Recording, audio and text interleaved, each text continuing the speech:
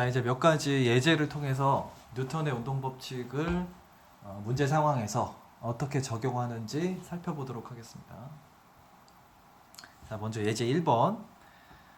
마찰이 있는 빗면 위에 질량인 물체가 있고, 이때 빗면의 경사각 세타를 점점 증가시켜서 경사각이 세타 제로가 됐을 때 물체가 빗면을 움직이기 시작했다. 이때 빗면과 물체 사이의 정지마찰 계수 뮤s는 탄젠트 세타 제로임을 보이시오 하는 문제입니다.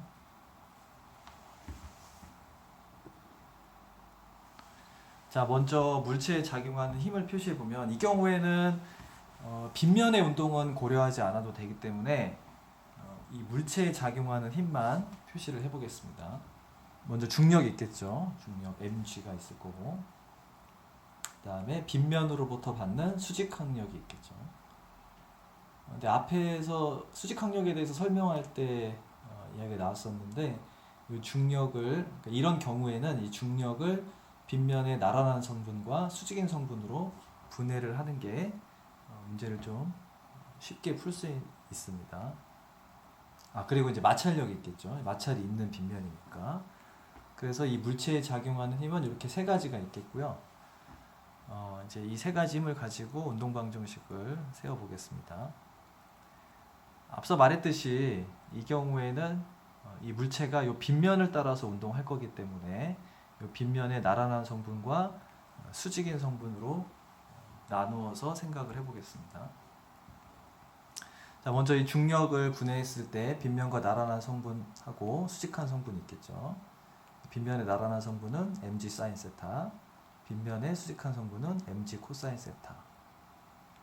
자, 그래서 먼저 빗면의 나란한 방향에 대해서 지금 물체가 빗면을 움직이기 시작할 때를 물었으니까 이제 움직이기 전을 생각을 해보면 물체가 움직이기 전에는 빗면과 물체 사이에 작용하는 마찰력은 정지 마찰력이 되겠죠.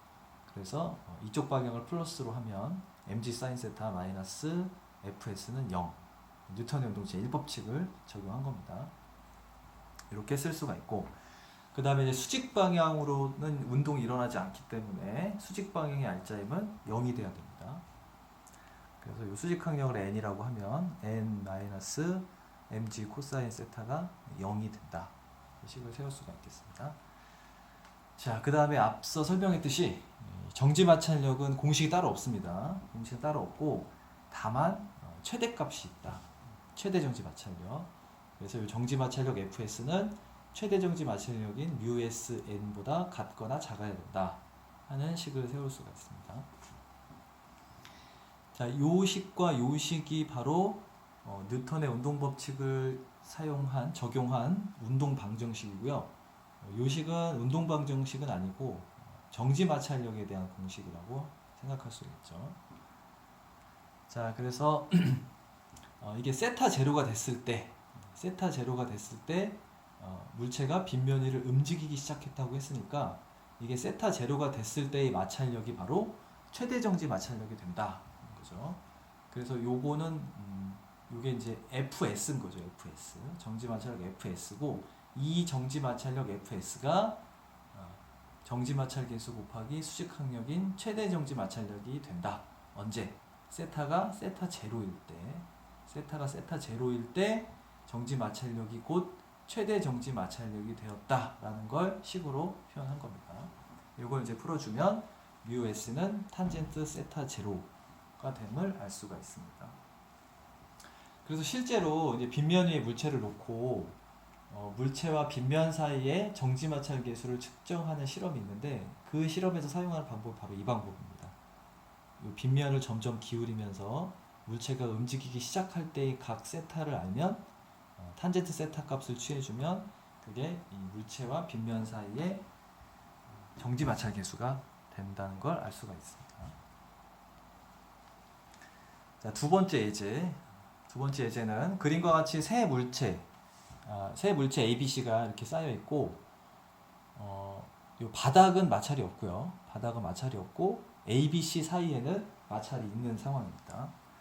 이때 요 물체 B에 외력 F를 가할 때, 이걸 가하면 이제 움직이겠죠. 그때 이 A, B, C가 함께 운동하기 위한 최대 힘 F를 구하시오. 여기서 함께 운동한다는 얘기는 가속도가 같다는 뜻으로 생각을 하면 됩니다. 가속도가 다르면 이 세 물체의 속도의 차이가 나기 때문에 함께 운동을 할 수가 없겠죠. 따로따로 운동을 하게 되겠죠. 자, 이 경우에도 먼저 각 물체에 작용하는 힘을 표시할 건데요.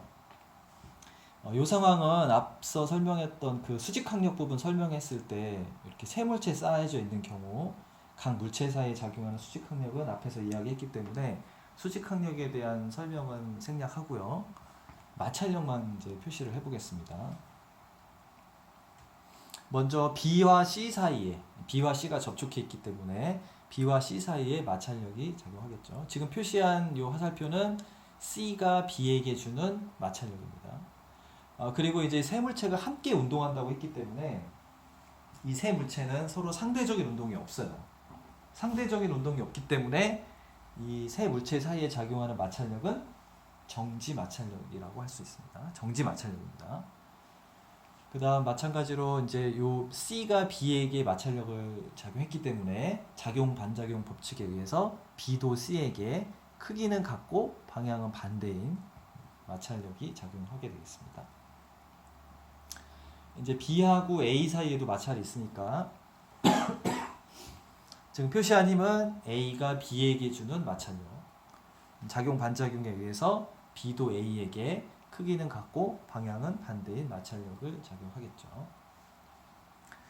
자, 이렇게 놓고 이제 운동방정식을 세워보겠습니다. 먼저 A에 대한 운동방정식을 세워보면 A에 작용하는 힘은 AB 사이의 마찰력 FAB밖에 없죠. 그리고 이건 0이 아니기 때문에 뉴턴의 운동 제2법칙에 의해서 FAB는 MAA. 자, 요 AA라는 건 요 물체 A의 가속도를 뜻합니다. 자, B에 대한 운동 방정식은 외력 F가 있고요. 오른쪽을 플러스로 잡은 겁니다. 외력 F가 있고 그 다음에 AB 사이의 마찰력 FAB, BC 사이의 마찰력 FBC가 있겠죠. 그래서 F-FAB FBC는 MAB. 마찬가지로 요 AB는 B의 가속도, 물체 B의 가속도입니다. 마지막으로 C에 대한 운동 방정식은 C에 작용하는 힘은 요거밖에 없기 때문에 FBC는 마찬가지로 MAC, AC는 C의 가속도. 이렇게 해서 세 개의 운동 방정식을 세워줄 수가 있습니다. 여기서는 뉴턴의 운동 제1법칙이 없죠. 가속도 운동을 하는 상황이기 때문에 정지했거나 등속 운동하는 물체가 없어요. 그리고 두 개 이상의 물체가 서로 힘을 주고받기 때문에 요 힘과 요 힘이 서로 작용 반작용으로 작용을 하고 있습니다. 그래서 요 식에는 뉴턴의 운동 제2법칙과 뉴턴의 운동 제3법칙이 지금 들어가 있는 거죠. 자, 그 다음에 세 물체가 함께 운동한다고 했기 때문에 앞서 얘기했듯이 이 말의 뜻은 세 물체의 가속도가 같다. 이렇게 되면 항상 같이 움직이게 되겠죠. 그래서 이런 식을 하나 또 세울 수가 있겠습니다. 자, 이러한 식은 사실 이제 어떤 뭐 내용으로서 나와 있는 건 아니고요. 문제 상황에 맞게 문제에서 어떤 주어진 조건이 되겠죠. 문제에서 주어진 조건을 식으로 표현을 해주는 건데, 요 부분만 좀 신경을 써주면 돼요. 운동 방정식을 세우는 것 자체는 이렇게 힘만 정확하게 표시를 해주고 각 물체에 대해서 운동 방정식을 세워주면 되고요. 그 다음으로 해야 될 일이 이제 문제 상황에 주어진 조건을 적절하게 식으로 표현해 주는 거. 요것만 잘해주면 뉴턴의 운동법칙 문제는 어렵지 않게 다 해결을 할 수가 있습니다. 자, 그 다음에 요 세식을 연립을 해주면, 세식을 쭉 더해주면 되겠죠. 세식을 더해주고 요 식을 사용해주면 이 라지 F가 3MA라는 것을 알 수가 있습니다.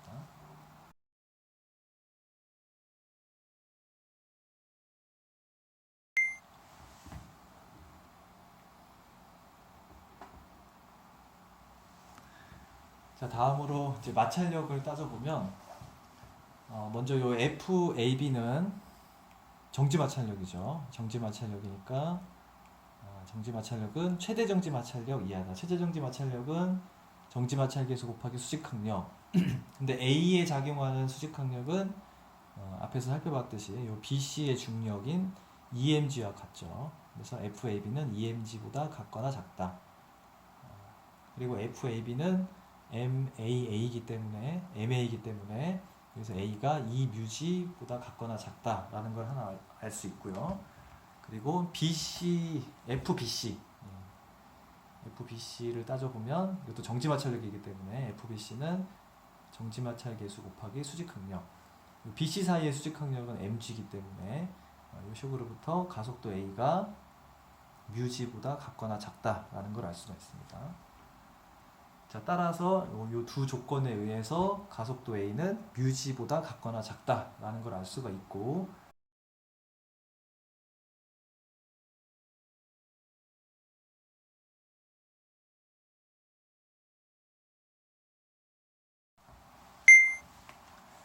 따라서 이 외력 F는 3μmg보다 같거나 작아야 된다 하는 걸 알 수 있고, 따라서 최대 힘은 3μmg가 되겠죠. 그러니까 만약에 이거보다 더 큰 힘을 주게 되면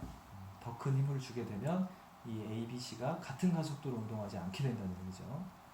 그리고 같은 가속도로 운동하지 않게 되면 이제 어떻게 돼요? AB 사이에 작용하는 마찰력, 그리고 BC 사이에 작용하는 마찰력이 정지 마찰력이 아니라 운동 마찰력이 되겠죠. 자, 다음으로 예제 3번으로 넘어가겠습니다. 자, 그림과 같이 질량이 라지 M인 카트에 일정한 힘 F를 작용해서 옆에 있는 질량이 M인 상자가 떨어지지 않게 하려고 한다. 물론 요 카트와 상자 사이에는 마찰이 있습니다. 이때 필요한 힘 F의 최소값을 구하시오. 그래서 카트와 상자 사이의 정지 마찰 계수는 μs고 카트와 바닥 사이의 마찰은 없다고 가정하겠습니다. 자, 이 경우에도 먼저 힘을 표시를 해보면, 자, 일단 이 상자에 작용하는 중력 mg가 있을 거고요. 그리고 이 카트와 상자 사이에 마찰이 있기 때문에 마찰이 있습니다. 그리고 이게 상자가 떨어지지 않는다고 했기 때문에 이때 작용하는 마찰력은 정지 마찰력이 되는 거죠. 상자와 카트 사이에 상대적인 운동이 없어야 되기 때문에 이때 작용하는 마찰력은 정지 마찰력이 된다. 그 다음에 이제 두 물체가 접촉해 있죠. 두 물체가 접촉해 있을 때 접촉면의 수직인 방향으로 수직항력이 있겠죠. 그래서 이 빨간색으로 표시한 이 힘은 카트가 상자에게 주는 수직항력이 되겠고요. 여기에 이제 작용 반작용에 의해서 이 상자도 카트를 크기는 같고 방향이 반대인 힘을 작용하게 되겠습니다. 자, 이렇게 놓고 이제 두 물체에 대해서 운동 방정식을 세워 보면, 자, 먼저 카트에 대해서 생각해 보면, 카트는 수직 방향으로는 운동이 없을 거기 때문에 식을 따로 세우지 않고요. 이 수평 방향만 따졌을 때 외력의 합, 그러니까 이 외력 F와 상자로부터 받는 수직항력 N, 그래서 F-N은 MA가 되겠습니다. 자, 이 경우에는 카트와 상자가 같은 가속도로 운동을 할 수밖에 없겠죠. 수평 방향으로는. 그렇기 때문에 이제 이 두 물체의 가속도를 스몰 a라고 쓰겠습니다. 그리고 상자에 작용하는 수평 방향으로의 알짜임을 써보면 이 수직항력밖에 없죠. 수직항력에 의해서 가속도 a로 운동하게 된다. 그래서 n은 ma 이렇게 쓸 수가 있습니다. 자, 그 다음에 상자의 경우는 이제 수직 방향의 운동도 고려를 해야 되는데요. 이 문제에서는 상자가 떨어지지 않게 하려고 했기 때문에 윗방향을 플러스로 했을 때 이 수평면의 수직인 방향으로의 알짜임이 0이 돼야 됩니다. 만약에 요 힘이, 그러니까 이 마찰력이 더 크게 되면 어떻게 돼요? 이 중력보다 마찰력이 더 크게 되면 이 수평면의 수직한 방향으로 알짜임이 있기 때문에 이 수직 방향으로 가속 운동을 하게 되겠죠. 그러니까 마찰력이 더 크다고 했으니까 이 상자가 위로 올라간다는 얘기가 되죠. 그런 일은 있을 수가 없죠. 불가능한 일이죠, 그러면. 자, 그래서 수직 방향에 대해서 운동 방정식을 세워주면, 자, 정지 마찰력 Fs 마이너스 중력 mg는 0이다. 이렇게 식을 세울 수가 있겠습니다. 자, 그 다음에 이제 여러분이 요 식을 찾아야 되는데요. 요 식이 의미하는 게 뭐냐면, 자, 이 μsn이라는 건 뭐죠? 이게 최대 정지 마찰력입니다. 최대 정지 마찰력. 그리고 이건 중력이고요. 그러니까 최대 정지 마찰력이 중력보다 같거나 커야지만, 최대 정지 마찰력이 중력보다 같거나 커야지만 이게 떨어지지 않을 수 있는 거죠. 만약에 최대 정지 마찰력이 중력보다 작다면, 이 최대 정지 마찰력이라고 하는 건 이 상자가 받을 수 있는 마찰력의 최대값인데, 그 최대값이 중력보다 작다면 이 상자는 이 힘이 얼마가 됐든 간에 항상 떨어지게 되는 거죠. 그래서 이 최대 정지 마찰력이 중력보다 같거나 커야지만 이 상자가 떨어지지 않을 수 있다라는 거죠. 자, 그래서 이 식으로부터 이 수직 항력이 MA라는 걸 이제 있으니까요. 이게 요거를 대입을 해주면 최대 정지 마찰력이 중력보다 크기 위해서는 이 두 물체의 가속도가 μs 분의 g보다는 같거나 커야 된다라는 걸 알 수가 있습니다. 두 물체의 가속도가 μs 분의 g보다는 커야 된다라는 거죠. 그러면 이때 이 카트에 작용하는 힘은, 자, 이 두 식을 연립하면, 그러니까 두 식을 더해주면 F는 라지 m 더하기 스몰 m 곱하기 a가 되겠죠. 그래서 그걸 풀어주면 F는 라지 m 더하기 스몰 m의 μs 분의 g보다 같거나 커야 된다는 거죠. 그러니까 이 외력 F는 아무리 적어도, 그러니까 적어도 μs 분의 g 곱하기 라지 m 플러스 스몰 m, 요 힘보다는 같거나 큰 힘을 줘야지만 이 상자가 떨어지지 않을 수 있다 라는 뜻이 되겠습니다.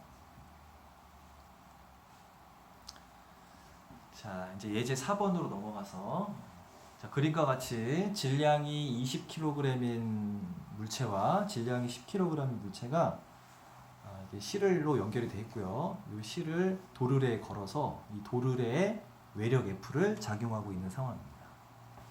이때 이 외력 F가 100N일 때, 그리고 300N일 때, 그리고 500N일 때 이 두 물체가 어떻게 운동하게 될지 설명해 보라는 문제입니다. 역시 마찬가지로 먼저 힘을 표시를 해줍니다. 자, 요거는 장력입니다. 장력. 이 이제 도르래를 당겨서 이 줄에 걸리는 장력이 되겠고요. 이 장력이 이렇게 양쪽으로 작용을 하게 되고요. 그리고 장력을 T라고 하겠습니다. 장력 T. 자, 이게 이제 무슨 얘기냐면, 이 줄이 지금 도르래에 걸려 있어요. 지금 도르래에 걸려 있고, 그 상태에서 줄을 잡아당깁니다. 줄을 잡아당기면 사실은 이제 정확히 얘기하면 힘이 이 두 끝점에서 작용하는 게 아니라 요 걸려 있는 부분, 이 부분에 힘이 사실은 골고루 작용할 거예요. 근데 그 힘들을 다 합해 보면 이쪽과 이쪽만 남게 된다 이거죠. 그러니까 사실은 이 도르래를 잡아당기게 되면 줄도 같이 올라가게 되는데요. 이 줄 끝에 질량이 있는 물체들이 매달려 있기 때문에 이 물체들이 잡아당긴다는 얘기예요. 이 도르래에 걸려 있는 줄의 양쪽을 두 물체가 잡아당긴다는 얘기예요. 근데 앞에서 장력에 대해서 설명했듯이 이 장력에서 양 끝에 걸리는 장력은 항상 같다 그랬죠. 그 줄의 질량을 무시하는 경우에. 그래서 이쪽에도 장력 T가 걸리고 이쪽에도 장력 T가 걸린다. 그리고 지금 요 T는 요 물체가 요 줄을 잡아당기는 힘이에요. 물체가 줄을 잡아당기는 힘이에요. 이쪽도 마찬가지로. 그러면 이제 물체가 줄을 잡아당기기 때문에 그 얘기는 줄도 물체를 크기는 같고 방향은 반대인 힘으로 잡아당긴다는 얘기가 되겠죠. 그래서 요 파란색으로 표시한 요 힘은 중력이고요. 그 다음에 요 파란색으로 윗방향으로 표시한 힘은 요 장력에 대한 작용 반작용. 그러니까 줄이, 여기 연결되어 있는 줄이 물체를 잡아당기는 힘이 되겠습니다. 요거는 이제 작용 반작용이니까 T가 되겠죠. 크기가. 그 다음에 이게 바닥에 놓여 있기 때문에 이제 항상 두 물체가 접촉해 있을 때 접촉면에 수직으로 작용하는 힘, 수직 항력이 있겠죠. 수직 항력. 바닥이 물체 A에 작용하는 수직 항력을 표시한 겁니다. 그다음 마찬가지로 B에 대해서도 중력이 있을 거고요. 장력이 작용할 거고요. 그 다음에 바닥으로부터 받는 수직 항력이 있다. 이렇게 힘을 표시를 할 수가 있습니다. 지금 요 빨간색으로 표시한 힘들은 자, 요 외력과 장력 두 개. 요 힘은 요 도르래에 작용하는 힘이라고 생각을 할 수가 있어요. 도르래의 작용. 실을 통해서 도르래에 작용하는 힘. 외력이고요. 그럼 이제 여기 문제 설명 안 해놨네요. 여기서 도르래하고 실의 질량을 무시합니다. 도르래하고 실의 질량을 무시하면 도르래에 작용하는 R자임은 윗방향으로 F가 있고요. 아래쪽으로 ET가 있는데 그럼 이제 F-ET가 되겠죠. F-ET인데 도르래의 질량을 무시했기 때문에 F-ET는 0이 돼야 됩니다. 사실은 도르래 질량이 있으면 여기가 이제 도르래의 질량 곱하기 도르래의 가속도를 쓰게 되는데 지금 도르래 질량을 무시한 경우이기 때문에 F-ET는 0이 되고 따라서 이 T는 2분의 F가 되겠죠. T는 2분의 F가 됩니다.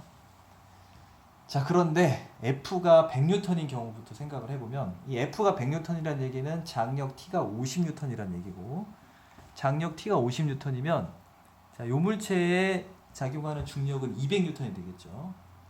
이 물체에 작용하는 중력은 100N이고요. 근데 장력이 50N밖에 되지 않기 때문에 이 경우에는 두 물체가 위로 움직일 수 없겠죠. 그죠?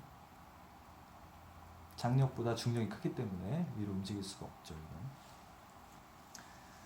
자, 그래서 두 물체에 대해서 운동 방식을 세워보면 이제 두 물체가 모두 정지해 있는 상황이기 때문에 두 물체에 작용하는 외력의 합이 0이 된다. 이렇게 식을 세우면 되고 그래서 먼저 A에 대해서 식을 세워보면 자, 위쪽으로 줄이 잡아당기는 장력 T가 있고요.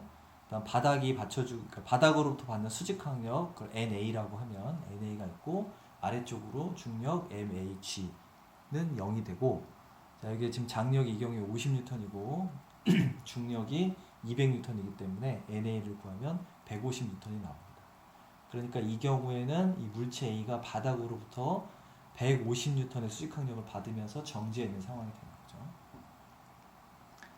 마찬가지로 물체 B에 대해서 운동방정식을 세워주면 자, 위쪽으로 장력 T가 있고요. 바닥으로부터 받는 수직항력 NB가 있고 중력 MBG는 0 해서 수직항력을 구해보면 NB는 50N 이렇게 돼서 결국은 이 경우에는 두 물체는 그냥 정지해 있게 되는 거죠. 정지해 있게 됩니다.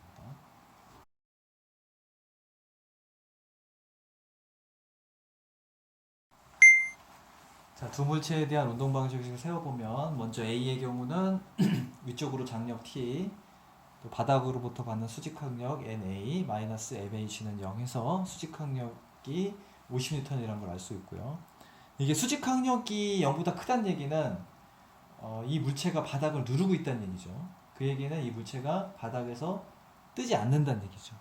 바닥 위에 이렇게 올려져 있다는 얘기가 되는 거죠. 떨어지지 않고. 그 다음에 B의 경우는 장력이 중력보다 크기 때문에 위로 올라갈 겁니다. 그러면 이제 수직항력은 이제 더 이상 작용하지 않죠. 그래서 운동방정식을 세워보면 위로 장력 T 마이너스 MBG는 MB 곱하기 AB 해서 계산해보면 이 물체의 가속도가 5m/s 제곱이라는 걸 알 수 있습니다. 그러니까 이 도르래에 작용하는 힘이 300N인 경우에는 A는 정지해 있고 B는 위쪽으로 가속 운동을 한다는 얘기죠. 자, 마지막으로 도르래에 작용하는 힘이 500N인 경우 자, 이 경우에는 장력이 500N의 절반인 250N이 되겠죠. 이 장력이 250N인 경우에는 두 물체가 모두 바닥으로부터 떨어지겠죠. 올라가게 되죠. 그래서 각각에 대해서 운동방정식을 세워주면 이렇게 돼서 A는 2.5m/s 제곱의 가속도로 등가속도 운동을 하게 되고 B는 5m/s 제곱의 가속도로 운동을 하게 된다.